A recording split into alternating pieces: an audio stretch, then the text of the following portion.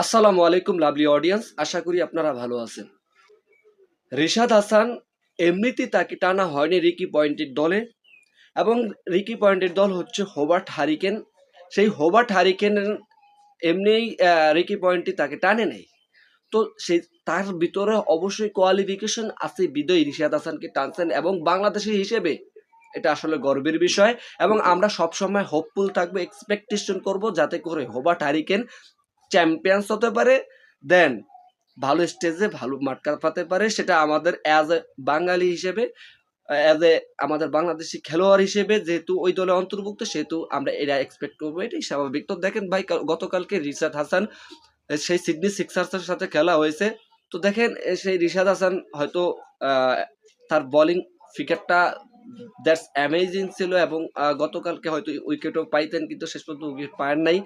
তো সেই রিশাদ হাসান কিন্তু মাঠে বোলিং হিসেবে, এবং আমি মনে করেছি যে আসলে মিরপুরি খেলা হচ্ছে এই মুহূর্তে আমরা দেখতে আছি। তো রিশাদ হাসান অমায়িক ছিল এবং অমায়িক বল করছে, দ্য অ্যামেজিং বোলিং ফিগার ছিল। তো রিশাদ হাসানের জন্য অবশ্যই শুভকামনা থাকবে।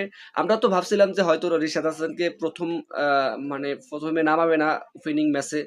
তো আসলে সবচেয়ে বড় দুর্বলতা হচ্ছে হোবার্ট হারিকেনের, সেটা হচ্ছে মানে স্পিনার সবচেয়ে বড় দুর্বলতা। সেই জন্য তাদেরকে তাদের ড্রাইভ ইনক্লুড করেছেন কয়েকজন স্পিনার। সেই হিসেবে যেহেতু রিশাদ হাসান বোলিং ফিগারটা খুবই ভালো এই মৌসুমে যাচ্ছে, সেহেতু তাকে গতকালকে তার পিক করা হয়েছে তাদের দলে। তো পিক করেও তারা ভুল করেনি।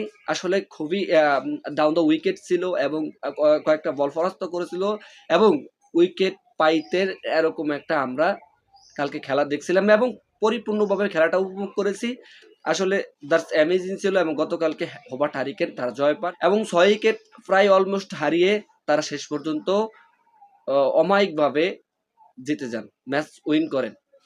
তো আগামী ম্যাচের জন্য শুভকামনা থাকবে, আগামী রিশাদ হাসানের জন্য শুভকামনা থাকবে। আসলে রিশাদরা যেখানে যায় সেখানটাই কিন্তু চ্যাম্পিয়ন্স, যেটা আমরা দেখছি বরিশাল গত বছর ডিফেন্ডিং চ্যাম্পিয়ন্স হলো, হয়তো এবার বিপিএল দেখা যায় নাই, আর বিপিএল এর মৌসুমে রিশাদকে নাও দেখা যেতে পারে। তো সেই রিশাদ যেইখানটায় যায় ওইখানটায় কিন্তু চ্যাম্পিয়ন্স হয়। দেখেন পাকিস্তান লিগও তিনি যে দলে ছিলেন ওই দলও কিন্তু চ্যাম্পিয়ন্স হয়েছিলেন। দেন তিনি ফরচুন বরিশাল ছিলেন, চ্যাম্পিয়ন ছিলেন। দেন গ্লোবাল যদি বলি তাহলে সেই ক্ষেত্রে রংপুর রাইডার্স গ্লোবাল স্টেজেও তিনি চ্যাম্পিয়ন ছিলেন। আশা করি হোবার্ট হ্যারিকেন হয়ে তার দল চ্যাম্পিয়ন্স হবে। I strongly believe that. And okay, keep going, and শুভকামনা থাকবে ঋষাদের জন্য। That's all.